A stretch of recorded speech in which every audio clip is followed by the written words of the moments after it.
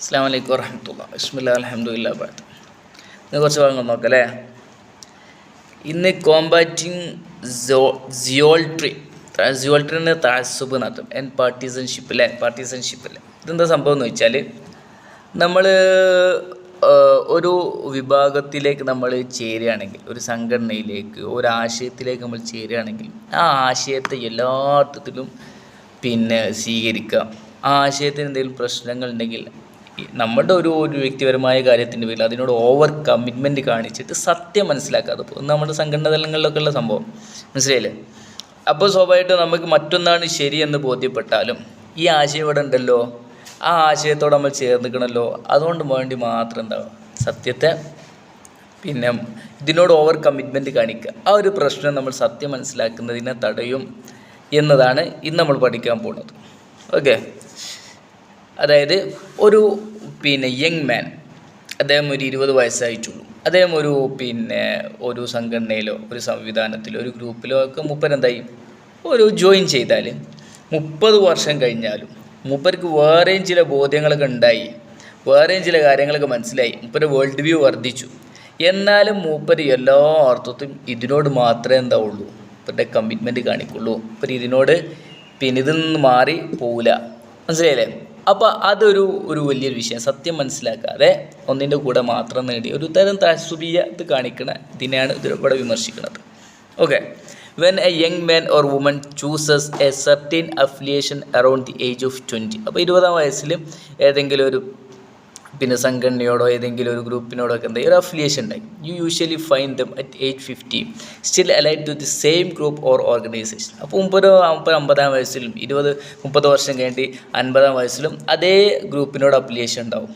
അപ്പോൾ മൂപ്പരുടെ പരിപാടി എന്താണ്, ആ ഒരു ഗ്രൂപ്പിൻ്റെ കൺവിക്ഷനുകളെ ബോധ്യങ്ങൾ എന്താവുക, പൂർണ്ണാർത്ഥത്തിൽ മുറുകെ പിടിക്കുക, ആ ഇതിന് വേണ്ടിയിട്ട് ഡിഫെൻഡ് ചെയ്യുക, ഈ പരിപാടിയാണ്. അപ്പോൾ ആ പ്രസ്ഥാനത്തെ, ആ ഗ്രൂപ്പിനെ ഇങ്ങനെ പ്രതിരോധിക്കുക, ഈ പരിപാടിയായിരിക്കും അവിടെ ഈ 30 വർഷത്തെ പുരോഗതി ഗ്രോത്തുകൾ ഉണ്ടെങ്കിൽ കൂടി അവൻ്റെ പരിപാടി തന്നെ ആയിരിക്കും എന്നർത്ഥം. This is true across the different factions and group that make the bulk of our ഉമ്മ അല്ലേ. ഇത് നമ്മുടെ ഉമ്മത്തിൽ വളരെ സർവ്വസാധാരണമായിട്ട് കണ്ടുകൊണ്ടിരിക്കുന്ന ഒരു ഫാക്റ്റാണ്. Naturally strong social bonds develop among people of the same group, and this means that a change in an individual convictions become social emotional costly അല്ലേ. അപ്പോൾ സ്വാഭാവികമായിട്ടും ഒരു ചേഞ്ച് അത് ഭയങ്കര പ്രശ്നമാണ്. സോഷ്യൽ ഇമോഷണലി ഇപ്പോൾ ഞാനൊരു ഒരു സംഘടനയോട് ഇന്തിമ ആവുകയാണെങ്കിലും ഒരു ജമാഅത്തിനോട് ഇന്തിമ ആവുകയാണെങ്കിലും അതിനെ മാറുക എന്നുള്ളത് ഒരു ബുദ്ധിമുട്ടുള്ള പ്രയാസമുള്ള കാര്യമായതുകൊണ്ട് മാത്രം അതിൽ ഇമോഷണലി ഒരു അറ്റാച്ച്മെൻറ്റിൽ മാത്രം അതിനെന്താവുക, അതിൽ ഭാഗമായിട്ട് നിൽക്കുക.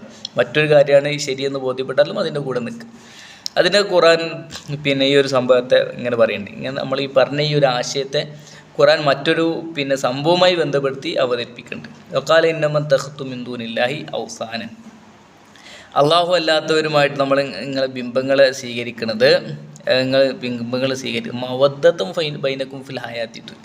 അപ്പോൾ ദുന്യാവിൽ നിങ്ങളുമായിട്ട് സ്നേഹമുള്ള ആളുകളിലുകൊണ്ട് മാത്രം. അപ്പോൾ നിങ്ങൾ നിങ്ങളുടെ ആ ടീം, ഷിർക്ക് ചെയ്യുന്ന ആ ടീം, നിങ്ങൾ തമ്മിൽ എന്തുണ്ട്, ഒരു സ്നേഹവും അടുപ്പമുണ്ട്.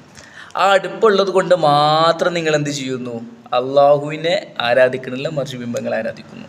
ഓക്കെ അല്ലേ. അപ്പോൾ ഓലെ കൺവിക്ഷൻ, അതായത് റിലീജിയസ് കൺവിക്ഷൻ, മതപരമായിട്ടുള്ള ബോധ്യം എന്തിൻ്റെ അടിസ്ഥാനത്തിലായി മാറുന്നു, നിങ്ങളെ കുറേ ആൾക്കാരുണ്ട്, ആ ആൾക്കാർക്ക് വേണ്ടി മാത്രം അള്ളാഹുവിനെ ഒഴിവാക്കുന്നു. ഫാക്റ്റ് മറ്റൊന്നായിരിക്കെ നമ്മളുടെ ടീമിനോടുള്ള പ്രത്യേക താല്പര്യം കാണിക്കുന്ന ഒരു സംഭവം.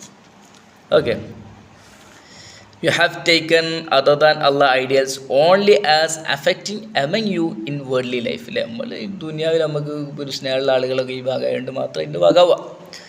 Okay, in addition to burden of changing loyalties or even just having conviction counter to the defining ones of one's group, people also fall into country of having skewed worldview because of their narrow exposure of their groups dictate and their continuous pursuit of confirmation of their established views even when they are exposed to other way of thinking അല്ലേ. അപ്പോൾ അവർക്ക് മറ്റൊന്നാണ് ശരിയെന്ന് ബോധ്യപ്പെട്ടാലും അവരുടെ religious കൺവിക്ഷന് അതീതമായിട്ട് മറ്റൊന്നാണ് ശരിയെന്ന് ബോധ്യപ്പെട്ടാലും ഒരു ഗ്രൂപ്പിൻ്റെ ആശയങ്ങൾക്ക് അപ്പുറം മറ്റൊന്നാണെന്ന് ശരിയാണെന്ന് ബോധ്യപ്പെട്ടാലും ഈ ഒരു പിന്നെ ഗ്രൂപ്പിനോടുള്ള അവരുടെ confirmation to their established views അല്ലേ, അതിനോടൊരു പ്രത്യേകമായിട്ടുള്ളൊരു അതിലവരിങ്ങനെ നിലകൊള്ളാൻ ശ്രമിച്ചുകൊണ്ടേയിരിക്കും. അവർക്ക് മറ്റൊന്നാണ് ശരി. ഇതിനെ ഒരാശയത്തെ കൗണ്ടർ ചെയ്യുന്ന ഒരുപാട് ആശയങ്ങളുണ്ട്. ആശയങ്ങൾ ചിലതാണ് ശരിയെന്ന് അവർക്ക് ബോധ്യപ്പെട്ടാലും അവർ ഓൾറെഡി ഉള്ളൊരു സാധനം ഉണ്ടല്ലോ അതിലിങ്ങനെ നിലകൊണ്ടുകൊണ്ടേയിരിക്കും. അതൊരു ഇമോഷണലി ഉള്ള പരിപാടിയാണ് അർത്ഥം.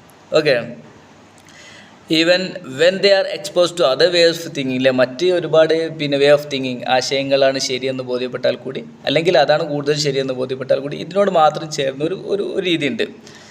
Okay, this is not only all those factors and other hinder free intellectual exploration and true development of thought അല്ലേ.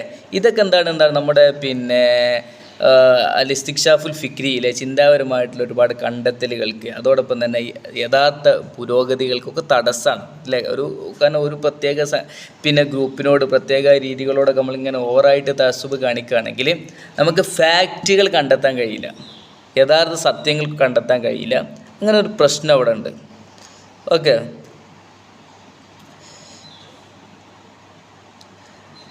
ഈ തഅസ്സുബിനെ കുറിച്ച് പറയുന്നത് ദ ഫിനോമിന ഓഫ് തഅസ്സുബ് cannot be described as a new occurrence of our ഉമ്മ. ഇത് ഇപ്പം അടുത്തുണ്ടായതൊന്നല്ല അല്ലേ, മുമ്പ് തന്നെ ഉണ്ട്. എന്നിട്ട് അതിൽ ഒരുപാട് ഉദാഹരണങ്ങൾ പറയുന്നുണ്ട് അല്ലേ. നമ്മുടെ ഇമാമുമാർ, ബുഖാരി ഇമാമ്, തൊബരി ഇമാമ്, ഇബ്നു ഹസ്മ്, ഇബ്നു റുഷ്ദ് പോലത്തെ ആളുകളൊക്കെ അവരൊക്കെ experience nothing short of persecution by intellectual opponents അല്ലേ. അവിടെ ഇൻ്റലക്ച്വൽ ഓപ്പണൻസിൽ നിന്ന് ഒരുപാട് പ്രശ്നങ്ങൾ അനുഭവിച്ച ആളുകളാണ്. Okay, we may be able to understand how far back in our history this promise റൂട്ടിലെ ഈ ഒരു പ്രശ്നത്തിൻ്റെ ചരിത്രപരമായിട്ട് വേരുകൾ അന്വേഷിച്ചാൽ കുറേ മുന്നോട്ട് തന്നെ പോകും, കുറേ പിന്നോട്ട് തന്നെ പോകും. അപ്പോൾ ചരിത്രത്തിൽ ഇടനീളം കണ്ടുവരുന്ന ഒരു സംഭവമാണിത്. നമ്മൾ ഏതൊരു ആശയത്തിലാണ് നിലകൊള്ളുന്നതും അതിനോട് എല്ലാ അർത്ഥത്തിലുള്ള ഇന്തിമ കാണിക്കുക. ഓക്കെ, മറ്റൊന്നാണ് ശരിയെന്ന് ബോധ്യപ്പെട്ടാലും ഇതിൻ്റെ കൂടെ നിൽക്കുക. അപ്പോൾ അതായത് ചരിത്രത്തിൽ ഏകദേശം പണ്ഡിതന്മാരൊക്കെ ഈ ഒരു മിഹ്ന, ഈ ഒരു പരീക്ഷണം നേരിട്ടവരാണ്.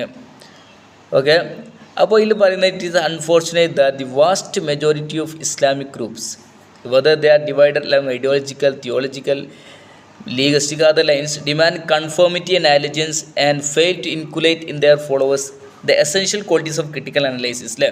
അപ്പോൾ ഇസ്ലാമിൽ ഒരുപാട് ഗ്രൂപ്പുകളുണ്ട്. അത് ഐഡിയോളജിക്കൽ ഗ്രൂപ്പ് ആവട്ടെ, തിയോളജിക്കൽ അക്കീദപരമായിട്ടുള്ള ഏത് ആശയപരമായിട്ടുള്ള ഏത് തരത്തിലുള്ള ഗ്രൂപ്പുകളാണെങ്കിൽ കൂടിയും അവരൊക്കെ കൺഫോമിറ്റിയാണ് പറയുന്നത്. ഇങ്ങനെ അനുസരിക്കണം, പറഞ്ഞ് നേരെ കേൾക്കണം എന്നുള്ള ഒരു രീതിയാണ് അവർക്കുള്ളത്. അവരെന്ത് ഒരിക്കലും പ്രൊമോട്ട് ചെയ്യില്ല, ക്വാളിറ്റീസ് ഓഫ് ക്രിട്ടിക്കൽ അനലൈസിസ് ഒരിക്കലും അവരെന്താക്കണില്ല. അപ്പോൾ ഈ ഒരു നമ്മുടെ ഒരു പ്രസ്ഥാനത്ത് നിൽക്കുകയാണെങ്കിൽ, ഒരു ആശയത്തിൽ നിൽക്കുകയാണെങ്കിൽ അതിനെ ക്രിട്ടിക്ക് ചെയ്യുന്നതിനെ കുറിച്ചൊന്നും അവർ പറയണേ അല്ല. അവർ പറയുന്നത് എന്താണ്, നമ്മൾ പറയുന്നതാണ് കേൾക്കുക, അനുസരിക്കുക അല്ലേ. നിയമാണ്ട് ഇറക്കും, അതാണ്ട് അനുസരിക്കുക. Changing this atmosphere is vital for intellectual renaissance അല്ലേ. അപ്പോൾ ഇൻ്റലക്ച്വൽ റിനൈസൻസ് വേണമെങ്കിൽ നഹ്ല അൽ-അഖ്ലിയ അല്ലേ, ബുദ്ധിപരമായിട്ടുള്ള ഒരു നവോത്ഥാനം ഉണ്ടാവണമെങ്കിൽ ഈ ഒരു അറ്റ്മോസ്ഫിയർ, ഈ ഒരു അന്തരീക്ഷം മാറിക്കൊണ്ടേയിരിക്കണം എന്നാണ് ഇതിൽ പറയുന്നത്. ഇൻഷാ അല്ലാഹ് ബാക്കി ഭാഗം നമുക്ക് അടുത്ത ക്ലാസ്സിന് കുറച്ചധികം തന്നെ എടുക്കട്ടോ. ഈ റമദാന് മുമ്പായിട്ട് നമുക്ക് ഏകദേശം ഭാഗങ്ങൾ തീർക്കാം. ഇൻഷാ അല്ലാഹ്. അസ്സലാമു അലൈക്കും.